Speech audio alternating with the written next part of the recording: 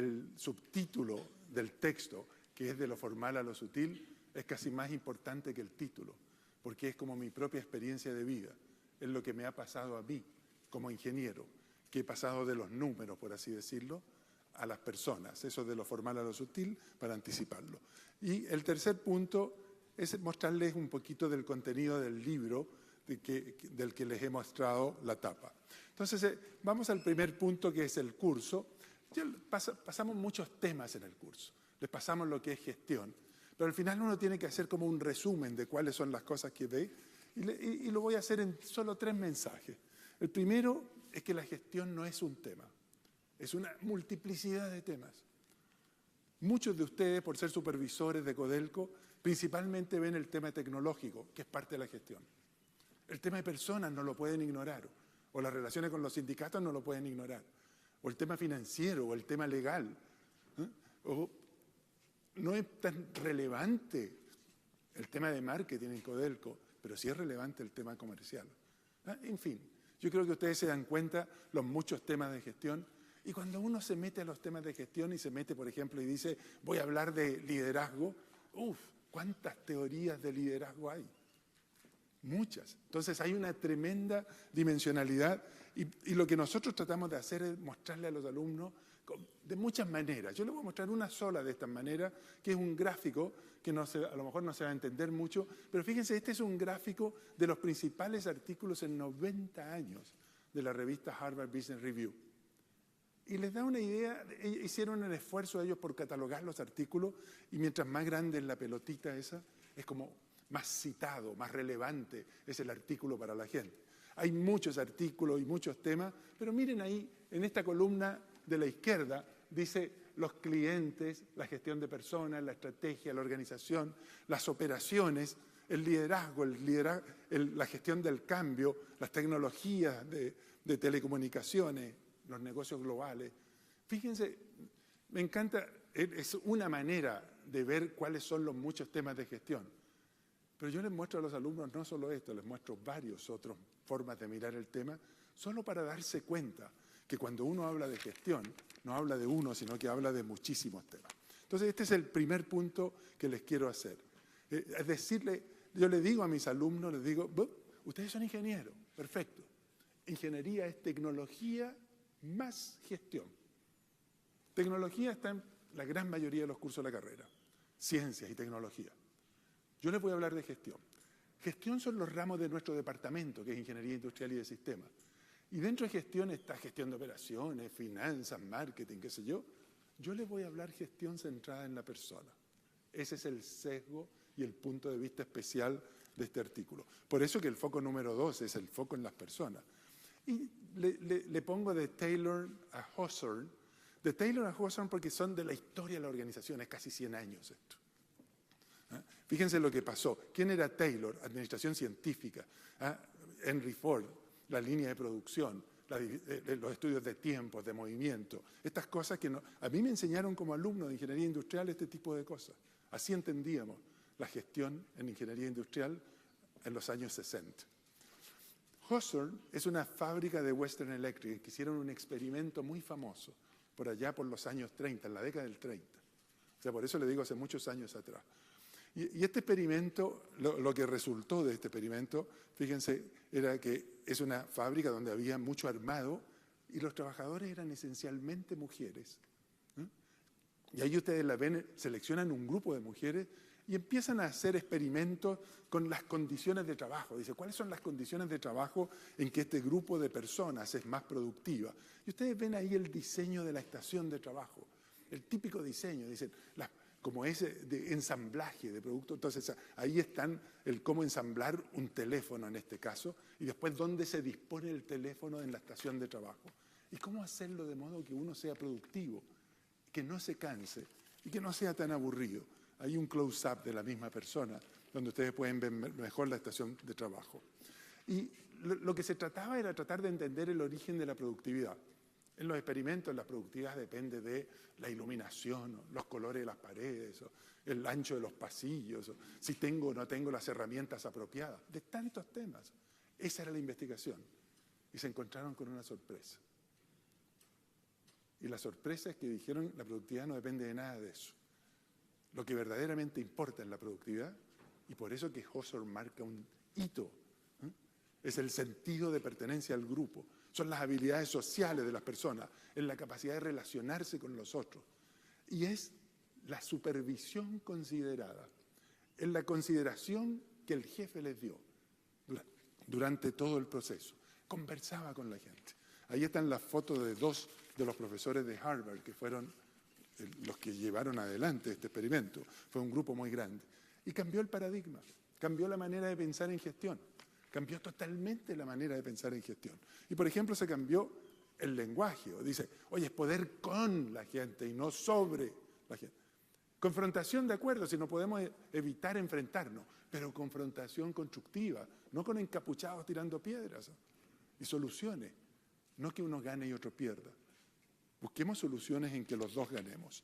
Y cambiaron también, por ejemplo, nuevos conceptos, que estos son muy, muy conocidos, ustedes los van a reconocer. El famoso jerarquía de necesidades de Maslow, dice, lo que nos motiva es primero lo básico, las necesidades de alimentación, de vivienda, y después necesidades superiores de relación, necesidades sociales.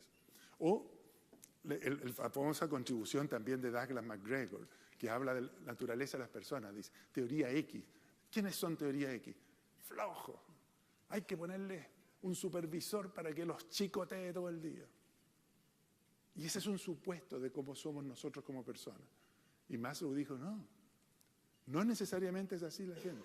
Teoría Y es que somos capaces de controlarnos a nosotros mismos, que tenemos responsabilidad, que podemos asumir la responsabilidad sin tener un policía detrás, que podemos hacer las cosas sin que nos controle. Entonces dice la productividad no tiene nada que ver con las luces y todo esto. Tiene que ver con el trato respetuoso, con la motivación, con el espacio, la autonomía que ustedes le dan a la gente en el trabajo. Descubrieron a la persona, aunque no es ninguna novedad. Fíjense, en el cristianismo, obviamente, hace más de 2000 años se descubre, y en doctrina social de la Iglesia, este es la clave. Esta es doctrina social de la Iglesia, el hombre es fundamento, causa y fin de todas las instituciones sociales. Entonces, este es el segundo punto. Como les decía, primero, son muchos los temas de gestión. Segundo, centralidad de la persona. Y el tercero es que cuando yo digo de lo formal a lo sutil, por ningún motivo me entiendan que lo formal no es importante. Es extremadamente importante hasta el día de hoy. Si no, no podríamos funcionar. Y en Codelco, más que nada, es extremadamente formal Codelco. Entonces les voy a dar un ejemplo. Pero hay que pasar de los números a las personas sin olvidarse de los números. Lo que hoy está de moda es lo que se llama el Big Data. Big Data es de que nosotros estamos produciendo una enorme cantidad de números por segundo, literalmente por segundo. Y eso es una mina de información. No una mina de cobre, pero sí una mina de información. Miren, ¿dónde se producen los números? Hay que asegurarse de procesar estos números porque no se puede gestionar lo que no se mide. Y los números aparecen de lo que estamos haciendo ahora. Las personas que están jugando con sus teléfonos, por ejemplo, en este minuto, que no debieran hacerlo porque estamos en una reunión, pero esas personas están haciendo esto.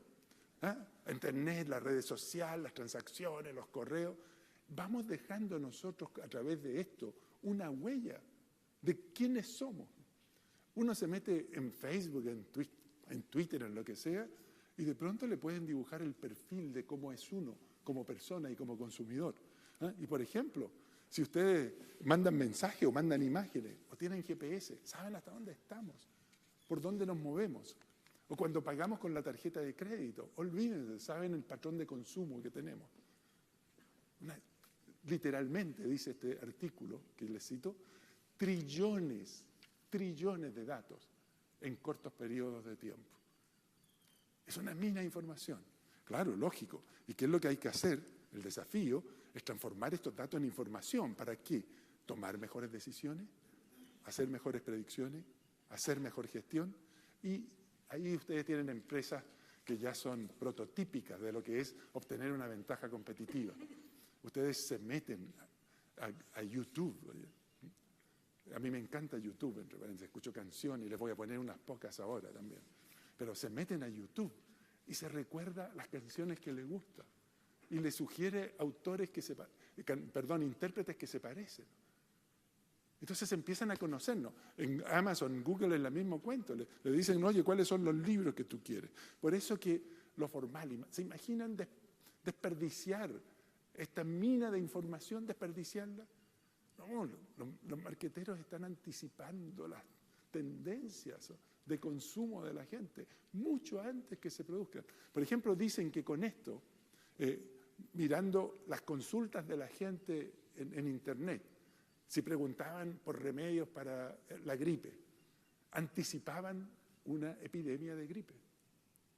Porque mucho antes que se declare la epidemia, la gente se empieza a sentir mal y empieza a averiguar si toma limón, cuando pisco con limón es mucho mejor, ¿no es cierto?, como opción. En fin, eso, ustedes se dan cuenta que uno no puede despreciar esto, pero si bien es imprescindible lo formal, no es suficiente. Y eso es lo que yo quiero decirle, es que tenemos que abrirnos también a lo sutil. Ok. Espacio comercial. Pasemos entonces el tema 2, que es de lo formal a lo sutil. De lo formal a lo sutil, gestión formal es esta.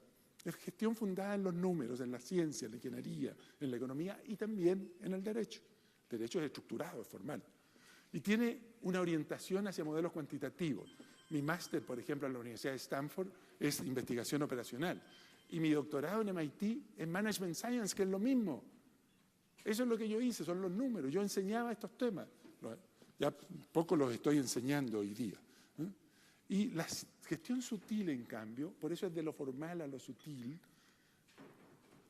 uno mira la gestión ya no mirando los modelos matemáticos y los números, que le insisto son extraordinariamente relevantes, pero mira nuestro comportamiento y nuestras relaciones, lo que nos mueve. Y esto está fundado en las ciencias sociales y en la ética. Por ejemplo, en psicología, en sociología, en ciencia política, en antropología y en neurociencia, porque el avance fantástico que está teniendo la neurociencia nos lleva a conocernos un poquito más, ilumina un poco lo que es la psicología. Y por eso que esto lleva a centrar a la persona como sujeto de la gestión. Lo sutil tiene que ver no con la razón, con la emoción, con la celebración, con el afecto y hasta con la locura, entendida como sorpresa en el comportamiento, no como con otra forma. Es decir, lo que nos mueve y lo que nos conmueve. Esto es muy distinto como para hablar de gestión. Esta forma de hablar de gestión es tan distinta a la que nosotros normalmente hablamos, la forma en que normalmente hablamos los ingenieros. Nos cuesta a veces hablar de esto. Pero esto también es la otra dimensión. Si ustedes quieren, es la dimensión ortogonal a la primera, la razón y la emoción. A ver, vamos a poner un poquito de música, a ver si me ayudan. ¿Vamos? Un poquito.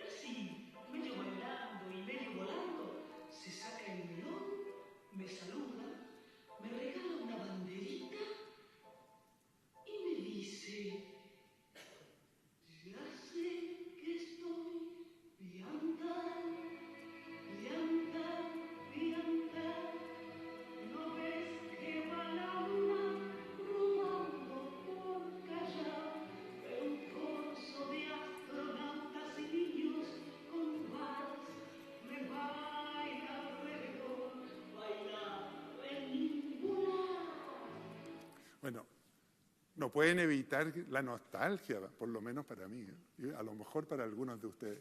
Pero no se olviden, lo sutil es esto, tiene que ver con esto. Lo vamos a seguir viendo. Y en cierto modo lo que les quiero decir es que el análisis de datos, con todo lo relevante que es, porque si no, no podrían volar a Antofagasta y a Calama, porque no volarían los aviones. Se les cae el sistema a los aviones y no pueden despegar.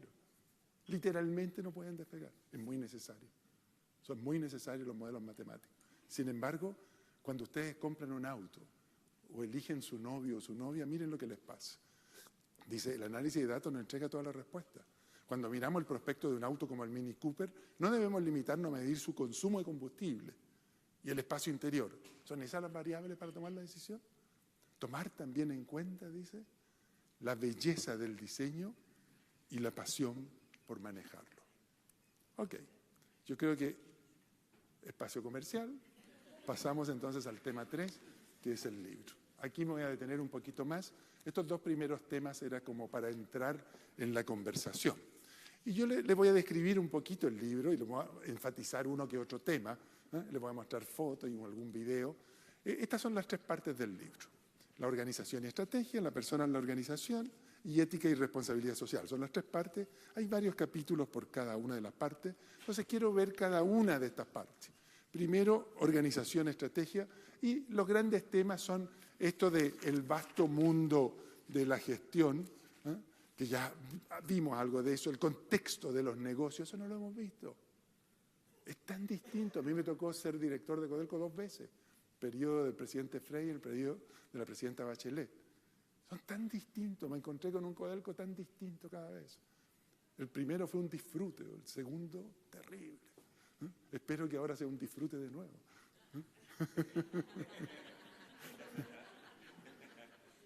Nos costó la segunda vez, pero ¿por qué? Cambian las situaciones, cambian los contextos. El tema de estrategia, de innovación y sobre todo en las lecciones para mis alumnos de ingeniería, el último punto que está ahí, son los procesos políticos y sociales. Y ustedes también me lo van a entender sin ningún problema, porque ocurre que uno puede describir la organización en términos de la carta de organización o irse por el lado de lo que se llaman los modelos políticos de organización, en que uno se fija en otras cosas y dice, oye, ¿quién tiene el poder? ¿Cómo se maneja el poder? ¿Cómo consigo que se tome esta decisión cuando yo no soy el jefe de todos? Esos son por manejo del poder, procesos políticos. Los temas de negociación y de conflicto, de manejo de conflictos, son temas que están ahí en los procesos políticos y sociales. Pero yo les quiero mostrar, partiendo por el primero, los muchos temas y las muchas formas de abordar cada tema a lo que ya nos referimos, pues solo unos monitos para que ustedes vean cómo se ha complejizado la gestión. Primero, el sentido del trabajo. ¿Necesito hablar mucho más que esto? Es que ustedes, si están como el señor de la derecha frente a ustedes, es una pesadumbre el trabajo. Asegúrense que cantan cuando trabajan. O una empresa del siglo XXI dice, oye, la gente, todos nos estamos ahogando de repente en problemas como las palabritas de aquí, estrés, desesperanza, inseguridad, desarraigo, temores, angustia, cambios, despido, deslealtad, incertidumbre. Dice, oye, la empresa que te tienda una mano, ¿puede no tenderte una mano? ¿O es meterse en la vida personal de la gente? ¿O cómo tenderte una mano sin meterte en la vida personal? Me gustan estos temas por lo complejo, porque si yo tuviese las respuestas se las daría, pero estos también son temas de gestión, son obviamente del mundo de lo sutil.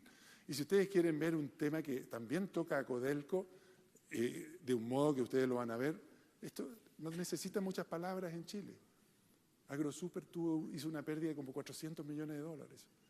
Perdió la empresa, pero perdió el pueblo también. Y perdió el país también. ¿Por qué? Porque no estableció la relación que correspondía con la comunidad.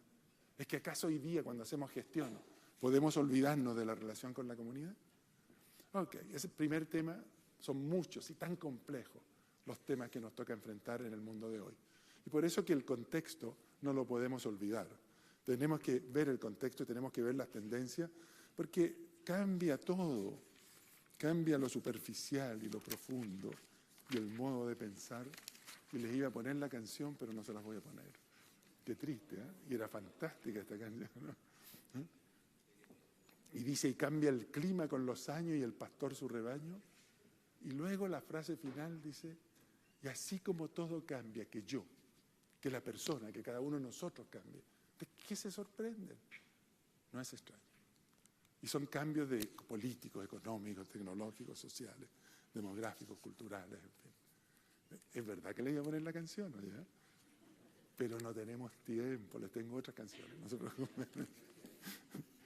Y fíjense, les voy a mostrar unos poquitos fotos sin mucho comentario, para que ustedes vean, esto es más o menos lo que a mí me ha tocado ver desde los 15 años, más o menos, y algunas fotos.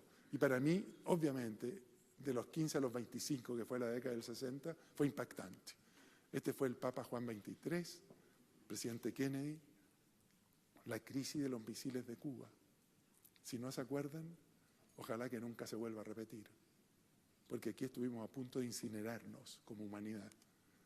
La guerra del Vietnam, las protestas de la guerra del Vietnam, el cambio de la música, los Beatles, los hippies, Woodstock.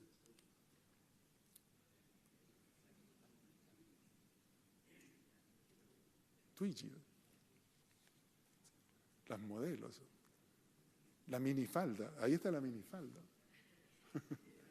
Esto era revolucionario para su época y ahora parece monja. Okay. Y al presidente Kennedy lo asesinaron en su cargo, y a Martin Luther King, que dijo que tenía un sueño, lo asesinaron. Y fíjense, y yo les voy a poner una canción que es demasiado bonita, así que esta no la suprimí, a pesar del tiempo. Es una canción de los Beatles, pero está interpretada no por los Beatles, es parte de una película que se llama Across the Universe. ¿Eh? Y ustedes van a ver, es como un reflejo de la época de los 60, es el resumen de la época. ¿Vamos a ver la música? A ver. ¿Qué hago? Bueno, lo que pasa aquí es que hay dos chicas que van llegando a su casa y que se van a encontrar con una sorpresa. Y la sorpresa es que le dicen que mataron a su novio. Y entonces vean ustedes lo que ocurre, porque es una época de mucha violencia, ¿eh? De mucha desesperanza también.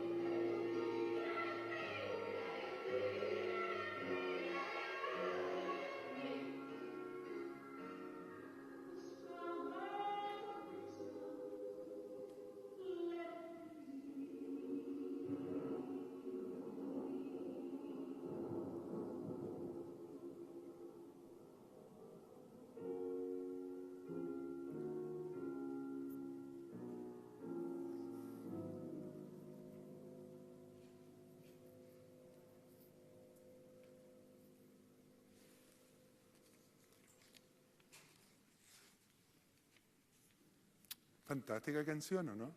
Y fantástica interpretación.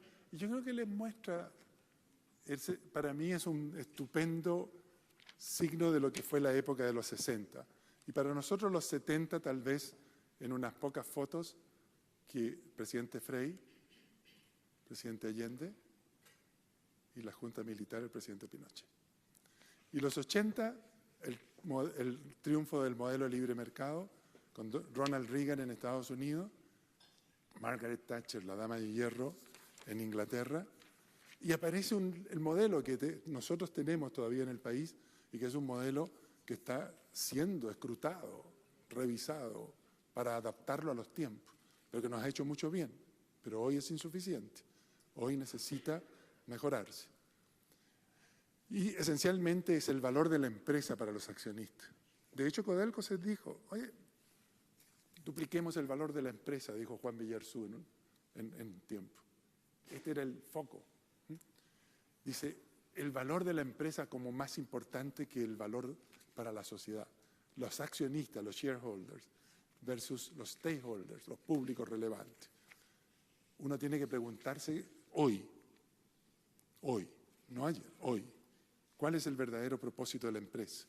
Y hoy van a encontrar que personas como Michael Porter, gurú de la estrategia, dice que tenemos que preocuparnos del valor compartido, que tenemos que tener la capacidad de crear simultáneamente valor económico y valor social, bienestar social. Los 90 nacen con el desmoronamiento de la Unión Soviética y el fin de la Guerra Fría. Esta es una foto del muro de Berlín y se impone en el mundo de los negocios una forma de competencia brutal, cambio vertiginoso. Ahí está la supercompetencia con los superhéroes y todo, ¿eh? Temas como la globalización, temas como los avances tecnológicos, y llegamos al siglo XXI que entra por una puerta de fuego.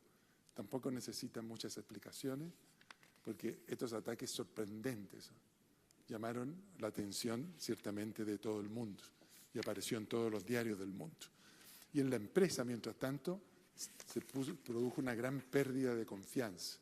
Estos son los nombres de ayer en el mundo. WorldCom, ¿se recuerdan de WorldCom? ¿Se recuerdan de Enron? ¿Saben cuánto valían esas empresas en los mercados?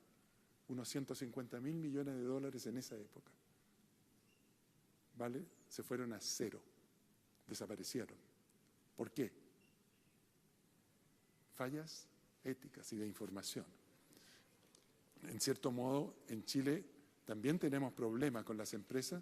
La Polar es un caso notable de, comilla, engaño al público. Le ocultaron la información. Y hay malestar. Han teñido la imagen de las empresas. Y yo creo que muchas veces en forma injusta, pero es lo que estamos viendo. Hay malestar, por ejemplo, con las ISAPRES. Hay malestar, esta es la marcha de los enfermos. Ahí está Ricarte Soto, que falleció hace tan poco. Y esta es una marcha en el Parque Forestal este año, que fue una marcha preciosa porque fue sin violencia, sin encapuchado. Y diciéndole, oye, hay remedios caros y yo necesito los remedios para vivir, ayúdame. Bueno, y se está tratando de tener este Fondo Nacional de Medicamentos. E incluso, fíjense lo que pasó en el mundo político, cayó un candidato presidencial. ¿Por qué? Por el tema de las comisiones que cobra Cencosud. Y si ustedes tienen tarjeta Jumbo, a mi señora que tiene, le acaba de llegar una devolución de algunos miles de pesos, digamos, por los cobros de comisión. Y una carta que dice la Corte Suprema dijo que le teníamos que devolver dinero. Y hay incluso malestar con las AFP. Y este es el momento en que estamos viviendo en Chile. Son tiempos difíciles y tenemos que preguntarnos qué nos está pasando y por qué. ¿Por qué se instaló un clima de pesimismo a pesar del crecimiento económico? ¿Por qué este clima de crispación y de desconfianza?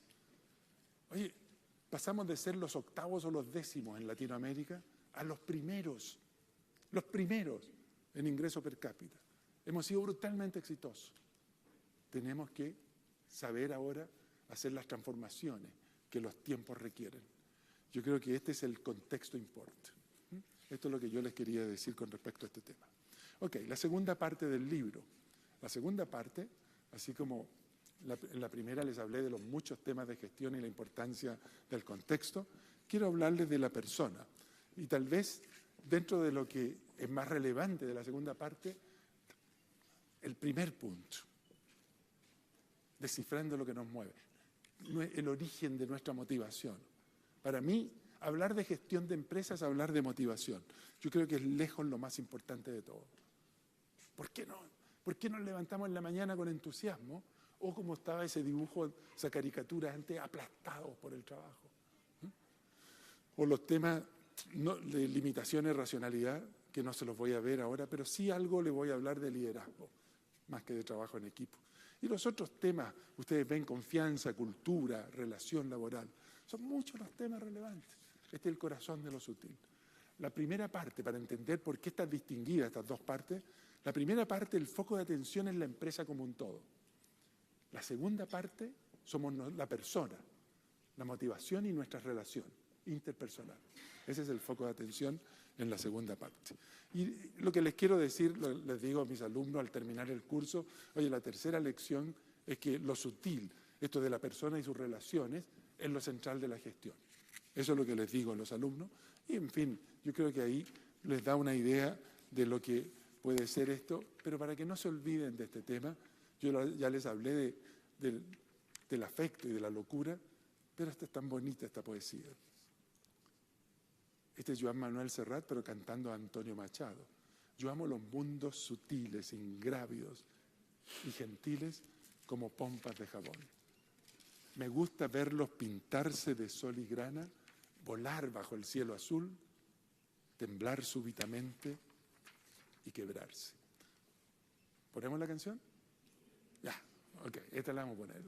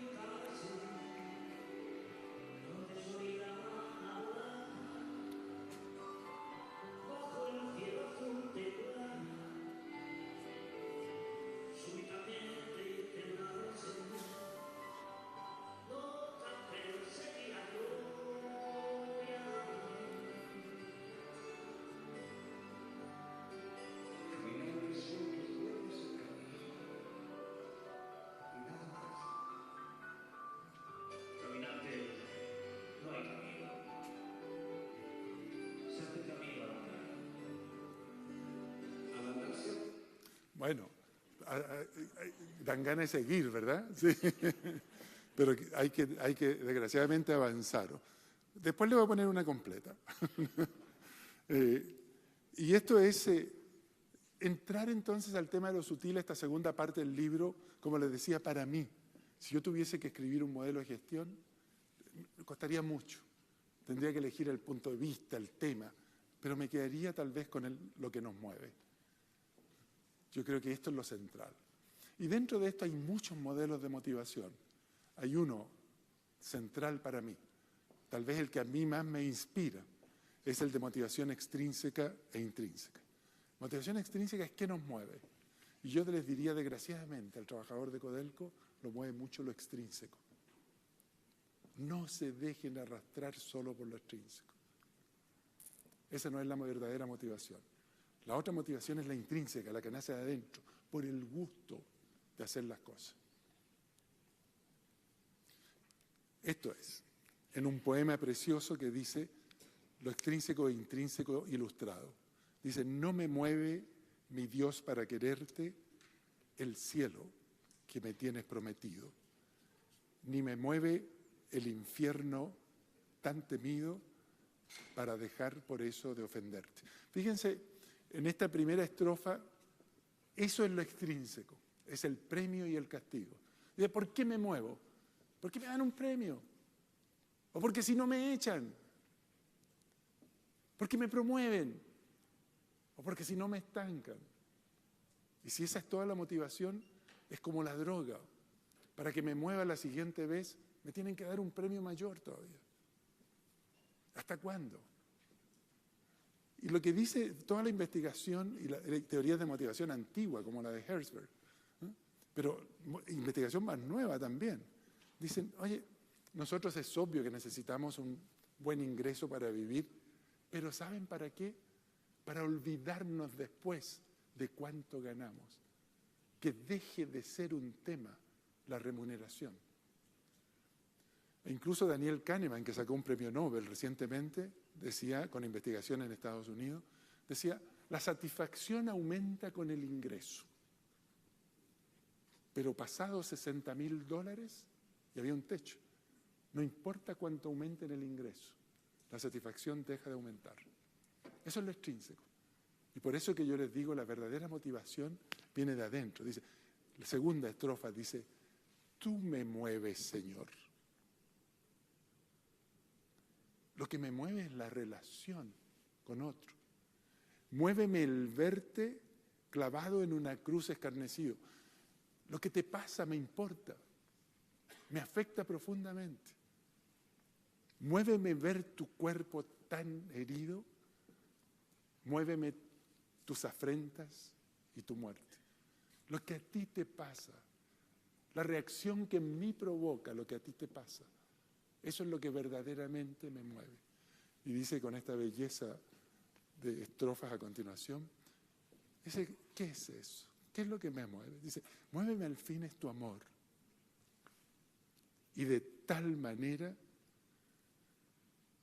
que aunque no hubiera premio, yo te amara. Y aunque no hubiera castigo, te temiera. Porque no me tienes que dar porque te quiera, pues aunque lo que espero no esperara, lo mismo que te quiero, te quisiera. No necesito decir nada más.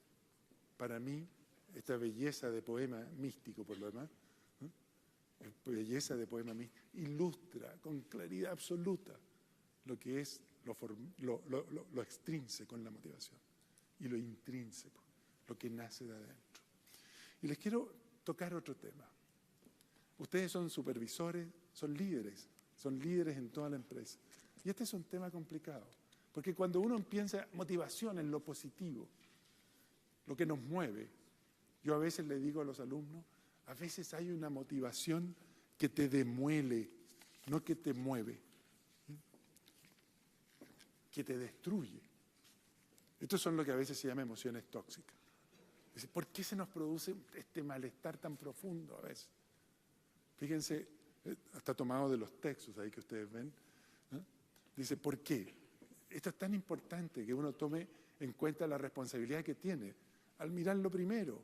Dice, supervisores incompetentes, impredecibles, abusivos o antipáticos, que no tienen o no han desarrollado suficientemente sus habilidades sociales y que exasperan a sus subordinados con su excesivo control y atención al detalle. Esto es lo que se llama microgestión o micromanagement. Es súper relevante. Uno a veces no se da cuenta uno de cómo somos, de nuestros comportamientos, pero es darse cuenta de que podría haber de pronto un comportamiento nuevo que produce un malestar en los demás. Hay que tenerlo en cuenta. Fíjense el segundo punto. Emociones tóxicas, ¿de dónde?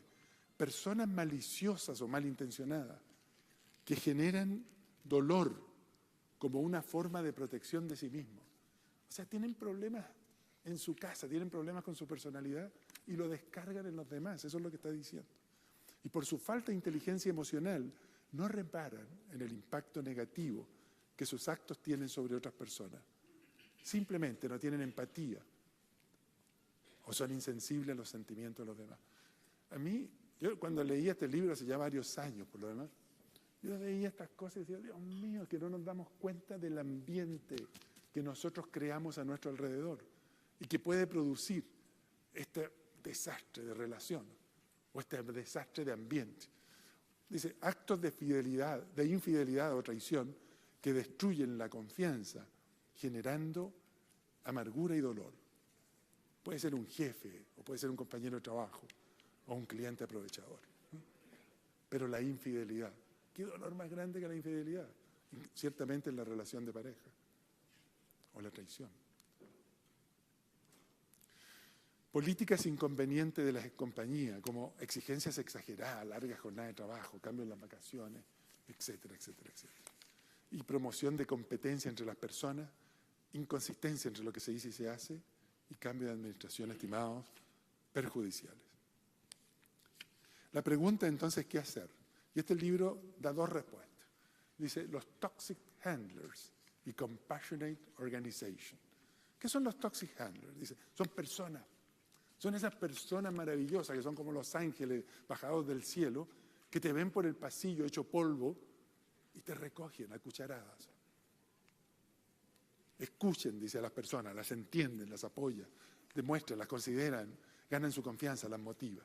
Dice, fíjense la última frase, tener personas así en las organizaciones debiera estar en el balance, en el patrimonio.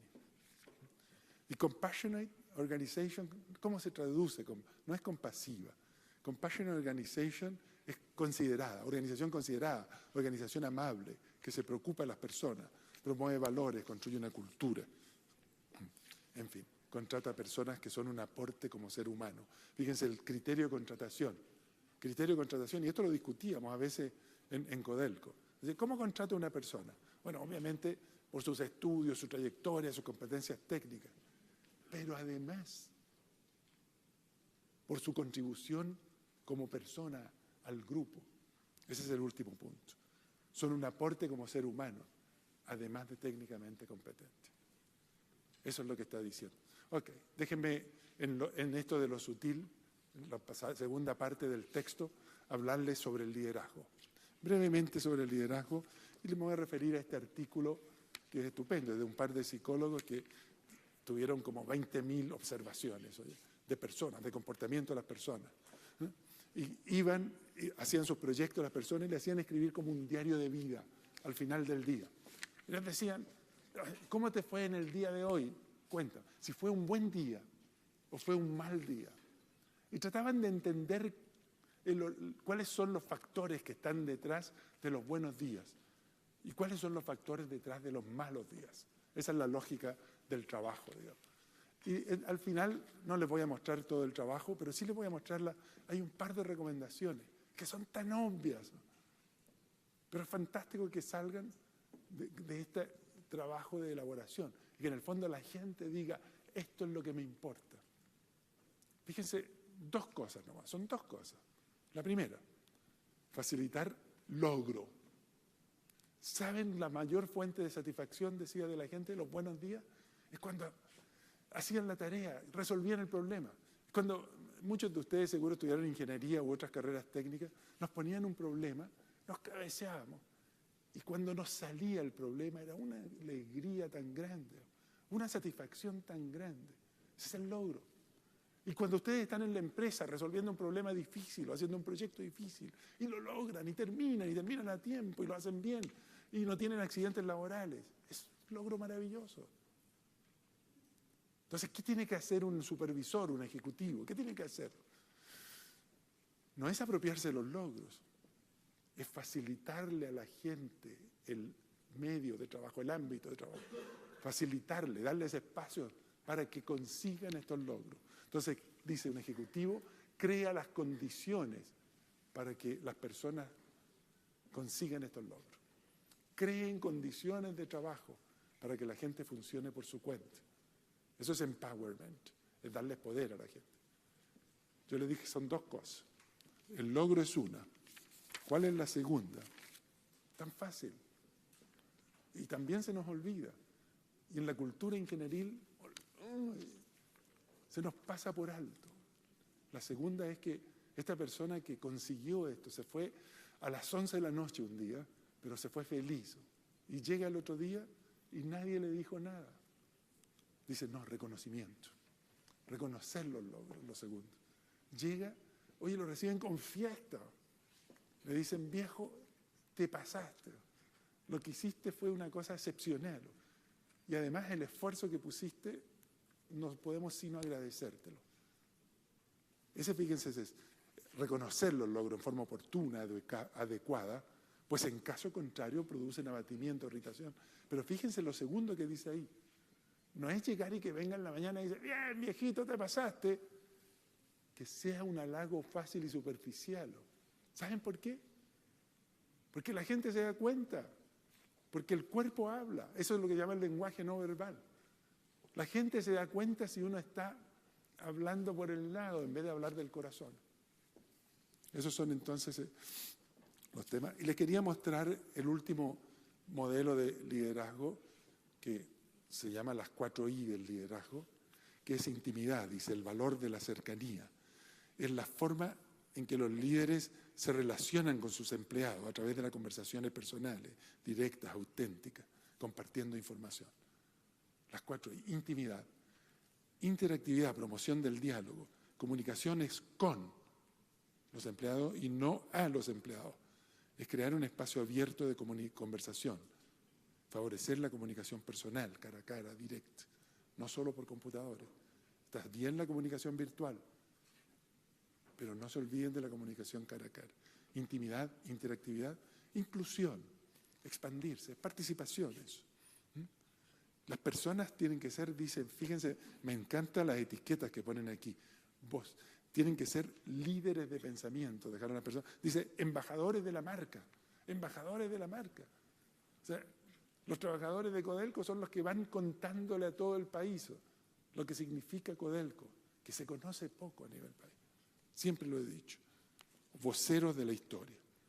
Intencionalidad es adherir a una agenda, es tener un proyecto estratégico y manejarse de acuerdo con esto. Ok. Espacio publicitario de nuevo para pasar entonces a la tercera parte. Y la tercera parte es muy, muy breve. Es ética y responsabilidad social. Y solo un mensaje que es la centralidad de las personas hace que la ética sea una componente insoslayable de la gestión. Porque cuando nosotros con nuestras decisiones afectamos la vida de la gente, y en el caso de Codelco afectamos la vida de 17 millones de personas de todo el país. Cuando nosotros con nuestras decisiones afectamos la vida de la gente, esas decisiones tienen una dimensión ética que no pueden evitar. Por eso, lo difícil de la gestión es que tiene que ver con personas, con nuestras esperanzas, con nuestros sueños, nuestras motivaciones, frustraciones, sentido de comunidad y trascendencia. Y por eso que decimos, y esta era una frase de Marcos Lima cuando fue presidente ejecutivo, son los criterios éticos y no los económicos los que deben marcar la pauta de actuación de una empresa. Ok, me queda ir terminando, y para terminar, les voy a dejar con un mensaje. Y el mensaje es que cuando uno tiene una jefatura muy alta, el presidente ejecutivo, o no importa, pequeña, en un grupo de 3 a 5 personas, no importa. Liderazgo, el concepto de liderazgo distribuido es liderazgo en todos los lugares. Todos tenemos un poco de liderazgo. Y si lo que hacemos es generar emociones tóxicas, frustramos los sueños. Si somos personas malintencionadas, frustramos los sueños. Por eso que en el epílogo yo les digo, hagamos realidad los sueños. Y la manera de hacerlos recordar este mensaje, que es hacerlo a través de poesías, canciones y música, les voy a usar un musical. Y el musical que voy a usar es Los Miserables. ¿Han visto Los Miserables, la película? ¿Sí? ¿Más de una vez? Qué bueno. Una preciosa película, ¿no es cierto? Fíjense, y hay todas las canciones son lindas, pero esta es la que les quiero. Esto es cuando, los que conocen Los Miserables, cuando esta chica Fantine canta que tenía un sueño y que se lo destruyeron. Fantine era una chica hermosa que tenía toda la vida por delante y de pronto un supervisor abusivo e injusto le destruyó la vida y literalmente se murió. Esa es la historia, digamos, de lo que hay aquí. Entonces ella canta esta canción cuando ya se perdió en la vida como persona. Y dice: hubo un tiempo en que los hombres eran bondadosos, sus voces eran suaves y sus palabras agradables. Hubo un tiempo en que el amor era sin medida, el mundo era una canción y la canción era emocionante. Hubo un tiempo. Luego, todo se arruinó. Hace mucho soñé que tenía un sueño, cuando mi esperanza era sin límites y la vida valía la pena vivirla. Soñé con que el amor nunca moriría y soñé que Dios me perdonaría. Entonces era joven y no sentía miedo y los sueños existían y florecían y se olvidaban. No había que pagar para liberarlos, ni había canción sin cantar, ni vino sin probar. Pero los tigres llegaron al amparo de la noche con sus voces dulces como truenos, y al mismo tiempo que hacían trizas tus esperanzas, transformaban tus sueños en pesadillas. Él durmió un verano a mi lado, llenó mis días de maravillas sin fin, tomó mi niñez a su paso, pero partió cuando llegó el otoño. Aún sueño con que Él regresará a mí, que viviremos los años juntos. Pero hay sueños que no pueden ser y hay tormentas que no podemos evitar. Tenía un sueño de cómo iba a ser mi vida, tan diferente a este infierno en que vivo, tan diferente ahora de lo que parecía. Hoy la vida ha matado el sueño que tenía. Está en inglés el subtítulo, pero esa es la letra.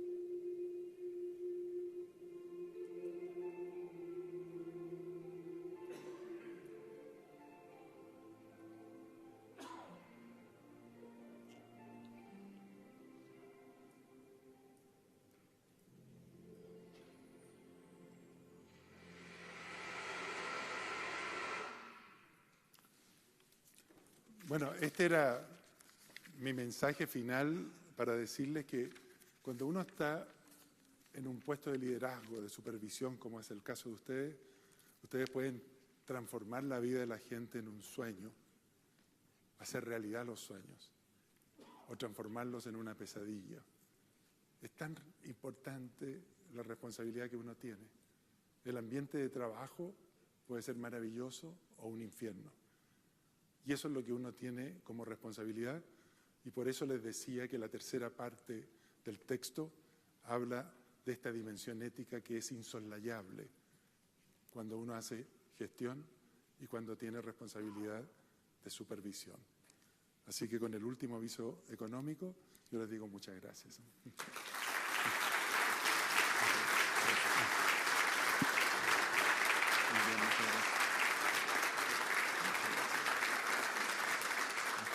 Agradecemos la presentación de don Nicolás y le hacemos entrega de este recuerdo para usted de parte de ANSCO y de todos los presentes.